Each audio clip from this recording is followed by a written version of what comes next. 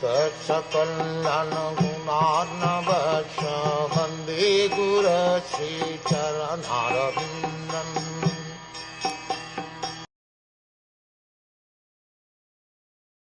Dhṛitarāṣṭr will have to amalgamate his pure identity with intelligence, and then merge into the Supreme Being with knowledge of his qualitative oneness, as a living entity, with the Supreme Brahm.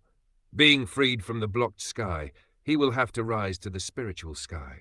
The living being, by his desiring to lord it over the material world and declining to cooperate with the Supreme Lord, contacts the sum total of the material world, namely the Mahat-tattva. And from the Mahat-tattva, his false identity with the material world, intelligence, mind and senses is developed. This covers his pure spiritual identity.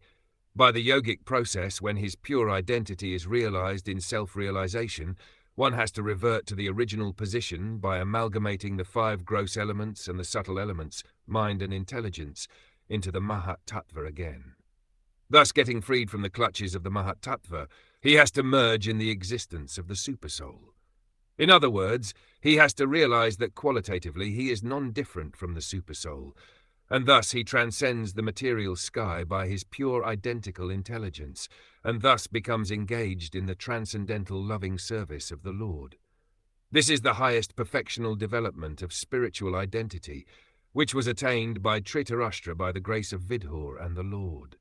The Lord's mercy was bestowed upon him by his personal contact with Vidhur, and when he was actually practicing the instructions of Vidhur, the Lord helped him to attain the highest perfectional stage. A pure devotee of the Lord does not live on any planet of the material sky, nor does he feel any contact with material elements. His so-called material body does not exist, being surcharged with the spiritual current of the Lord's identical interest, and thus he is permanently freed from all contaminations of the sum total of the Mahat-tattva.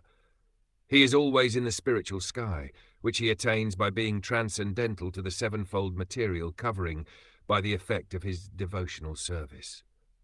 The conditioned souls are within the coverings, whereas the liberated soul is far beyond the cover.